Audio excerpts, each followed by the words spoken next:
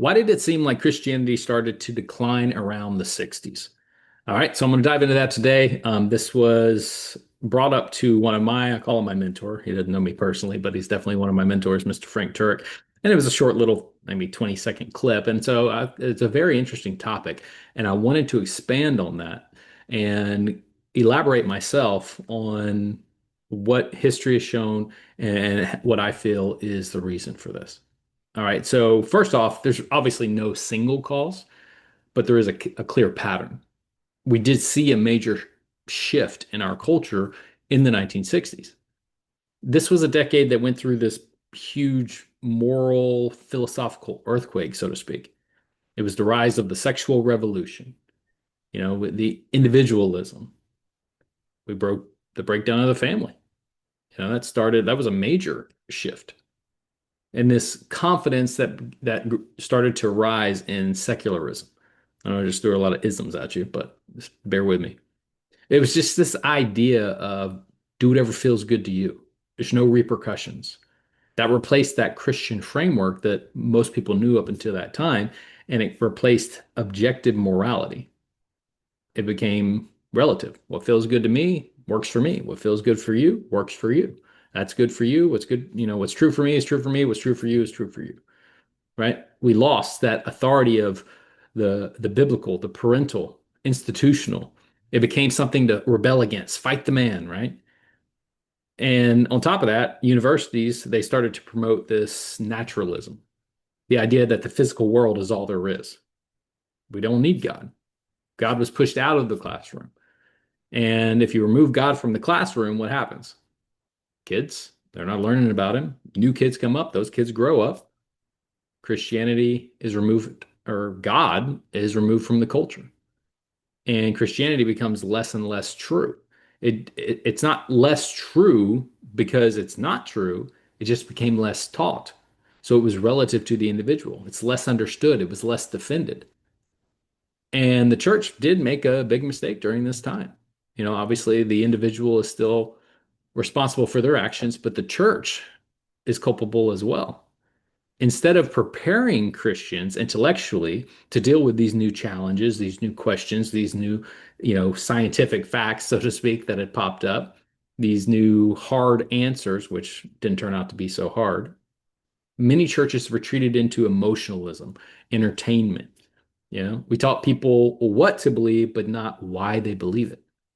We didn't equip them properly, give them reasons, scientific reasons, philosophical reasons, historical reasons, why they believe what they believe. And when you don't give young people reasons, the culture is going to give them counter reasons. And which one sounds more appealing to a life of a teenager, right? Especially, well, in the 60s or now. Follow Christ or do whatever feels good. That's the issue. The church also stopped talking about truth. Jesus didn't say, I'm one way or one among if I can talk, many, right? He didn't say that. He said, I am the way, the truth, and the life. But when the church became afraid of offending people in this whole movement, it stopped, and it's still many churches like that today. It stopped proclaiming truth with clarity. And when you stop talking about, what's true, and you start leaning towards what's relative, lies are going to fill that vacuum. So what should the church have done? And what should we still be doing today? We need to grow a backbone, first off. Christianity is true whether people like it or not. And we need to say so with grace and with courage. Truth without grace, that's very harsh, right? People are turned off by that. But grace without truth is meaningless. That's, that's actually unloving. And then second, we need to revive Christian apologetics. And this is something that I am personally very passionate about. I love Christian apologetics. I love giving reasons for the hope that I have within me. And all Christians should be able to give a reason for the hope they have.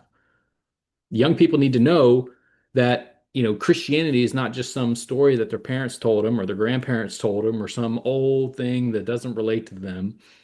They need to know that it's not this blind leap of faith, but it's a rational step of trust based on the evidence that proves beyond a reasonable doubt, just like any courtroom, the evidence for God, the evidence for the resurrection, the evidence for objective morality.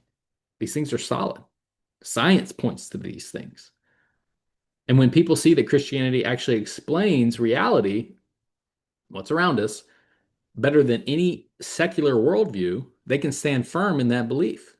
I've talked about in past, faith in and faith that, right? There's a difference between having faith in something and faith that something is true. And so you need both, but you need to know why you believe it, right? Third, we need stronger discipleship among Christians. It wasn't meant to be, Christianity is not meant to be some, spectator sport. It's a lifelong commitment. It's following Jesus with all of your heart, with all of your soul, with all of your mind, with all of your strength.